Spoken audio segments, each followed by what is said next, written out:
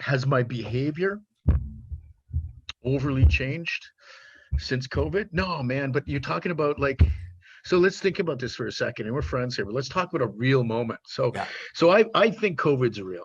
I know it's real. It's I know of course real, it is, right? yes. So Yeah. but I mean, back in the day when people were suggesting, oh, well, is this really real or whatever? When I first started coming here, like, yeah, it's real. But you start going, is it so real that I can't see my friends? Is it so real? Like you kind of like you get this drive, right? So think about my situation. I booked my ticket to Costa Rica, see my mom who lives here. I'm only spending 2 months here or a month here, but I'm going against travel restrictions that they've said, you're not going to leave, but you're not doing what I'm supposed to be told. Other people lost their jobs in the government because they traveled during Christmas.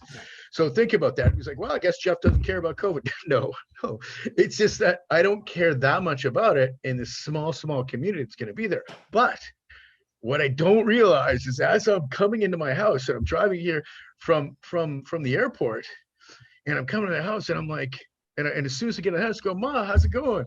And I go, do I need to stay in my room for 14 days? I didn't even check with you what you're comfortable with. Do I need to quarantine? And I'm sitting there because I will if I have to. And she's like, well, I don't know. And she just walks over and gives me a hug. Yeah. And like, okay, well, it doesn't matter, right? And so then, but there's like 3 days where I'm like, fuck, like what if my mom's gonna get COVID and die? Well, if you know my mom, it's such a ridiculous thing because she's the strongest woman you'll ever meet. And she she can smoke and drink anybody under the table and she's not going anywhere. So it's an amazing thing too. But it was that moment where there's that possibility of fear that could have changed everything, and that would have been devastating. And so today I started bugging her, right? Because we go to that COVID thing and I don't get vaccinated, right? And I'm sitting there like, oh, I just saw 400 people with a mask on. I probably got it now. And she's looking at me. I know you guys tried to like vaccinate me stuff, but this is probably it. I'm probably done, Ma. Probably done. And so we're having a joke about it, right? Geoff, don't. But it's just don't talk like that. Yeah. But it's like that interesting way to be it. So yeah, COVID everywhere I think is a lot different for different people. I took some risks that worked out for me, and I haven't looked back. Like my life here, I've been at pool every day, swimming, working out quite a bit.